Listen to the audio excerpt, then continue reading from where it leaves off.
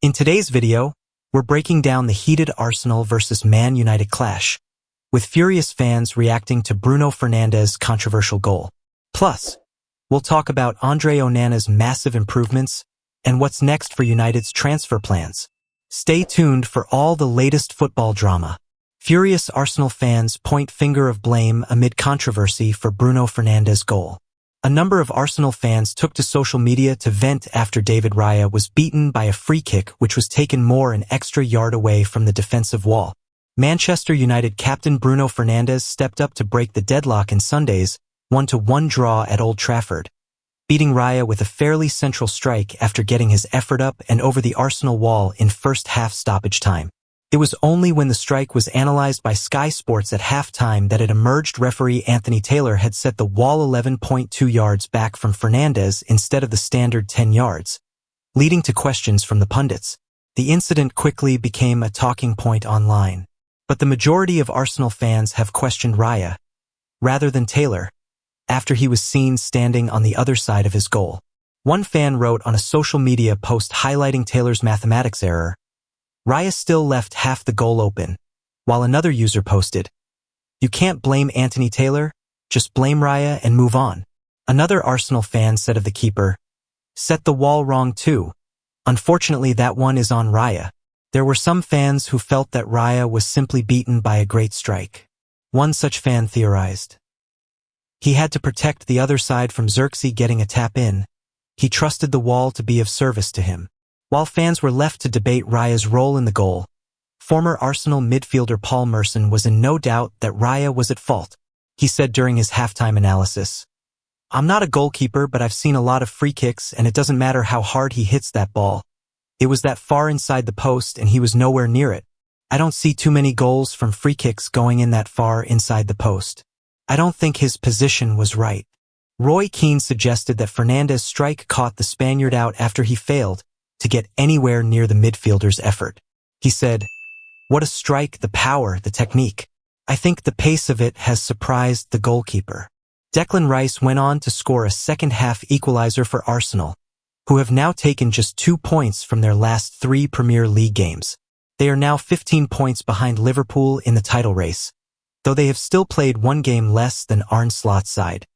Why Man United should be grateful for Andre Onana after Arsenal draw, and the area he's most improved in, writes Chris Wheeler.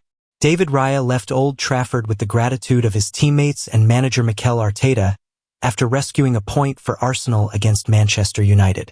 In all the commotion of Raya's stunning late save from Bruno Fernandes, it was easy to overlook the fact that the goalkeeper at the other end of the pitch had played his part in earning United a 1-1 draw in an entertaining encounter on Sunday.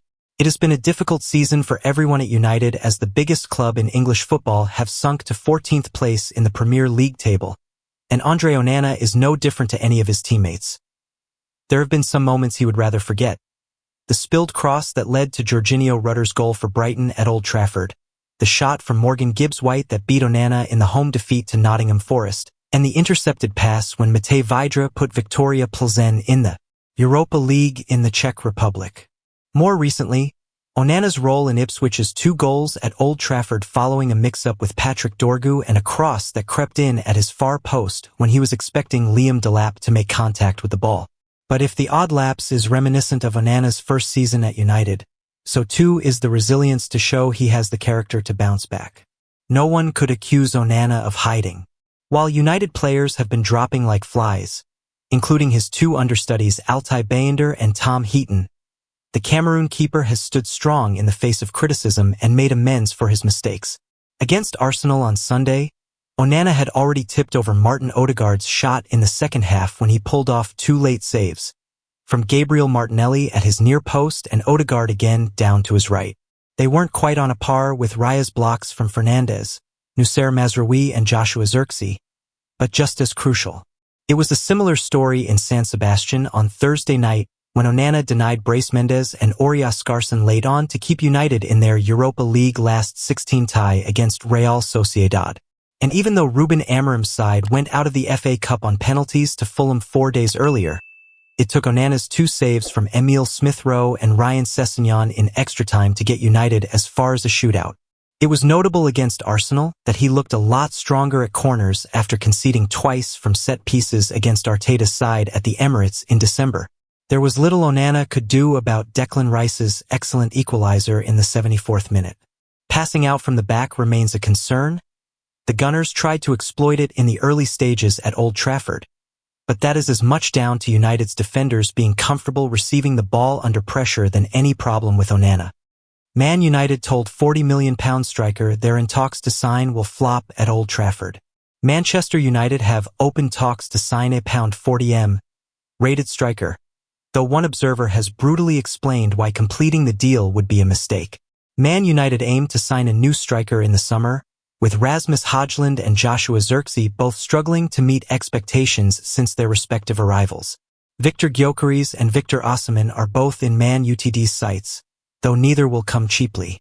Osimhen's release clause drops in value to a figure in the €75 million to €80 million /£63 million to £67 million range from July 1st. Gyökeres can be signed for slightly less through a pact made between the Swede and Sporting CP's hierarchy. But with additions in multiple positions required and Man Utd's summer transfer budget worryingly small prior to player sales, the Red Devils may be forced into signing a cheaper frontman. The Sun recently revealed Man United had stepped up their scouting efforts on Crystal Palace striker Jean-Philippe Mateta. And after observing each of the Frenchman's last 3 Premier League appearances, L'Equipe subsequently claimed Man United had opened talks over Mateta's signing. Per the latest from the Mirror, Palace have reluctantly slapped a £40 million price tag on their centre-forward. But according to former Premier League striker and TalkSport pundit Troy Deeney, Man United would be making a fatal error if landing Mateta. Speaking to TalkSport.com, Deeney brutally claimed Mateta isn't the answer for Man United because he isn't even the answer for Crystal Palace. When asked whether Mateta can solve United's striker woes, Deeney said, "No, because he's not the answer for Palace. So why is he going to be the answer for Manchester United?" Deeney's comments certainly come as a surprise given Mateta has notched 12 goals in 27 Premier League appearances this season. The striker also bagged 16 league goals for the Eagles last term. In response to being told Mateta's form under Glasner includes 28 goals in 46 games, Deeney replied, "Did he never play before that?" Deeney doubles down on Mateta assessment. "I think Jean is a very good player, by the way," Deeney continued. "But he's a very good player at Crystal Palace. I was a very good player at Watford. Going to the levels of these big clubs is completely different. The only thing that plays into his favor is they kind of play a similar formation with Palace at the moment, where he's the lead one through the middle.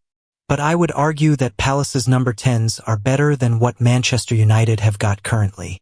So I think he's going through a good vein of form because Palace are in a good moment. No one was saying they should have signed him in preseason." Latest Man United news: 6 stars leaving/Rashford confusion. In other news, Sir Jim Ratcliffe has approved an exodus within Man Utd's squad, and 2 of 6 planned exits are already sewn up. United eye shock new goalkeeper. Kobbie Mainoo contract boost. Mateta exclusive. Manchester United are braced for a monumental summer transfer window, with Ruben Amaram expected to overhaul the squad with comings and goings. Sunsport can exclusively reveal that the Red Devils are keeping tabs on Blackburn Rovers goalkeeper Ainsley Pears. Man United will be keen to keep 19-year-old midfielder Kobbie Mainoo at the club, and the Red Devils have an option to extend the youngster's contract by 12 months. Sunsport can exclusively reveal. Amaram is chasing a reunion with Sporting strike sensation Victor Gyökeres, and the Red Devils have received an almighty boost with PSG reportedly pulling out of the running.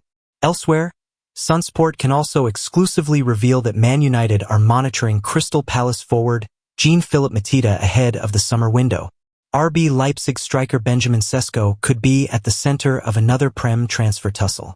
Arsenal are tipped to be frontrunners, with £66 million reckoned to be the likely fee. But Manchester United could also be in contention again.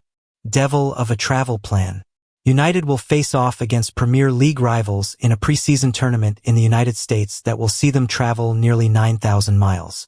The Red Devils will try and shake off their dismal 2024-25 campaign across 3 U.S. states, playing 3 Prem teams. United will take on West Ham, Bournemouth and Everton in the Premier League Summer Series in July and August. It will be the third year running that United have taken their preseason preparations to the US. Ruben Amaram's side will begin their tour with a 3,334-mile trip from Manchester to New Jersey, where they will face West Ham at MetLife Stadium on July 26th, home of the NFL's New York Jets and New York Giants.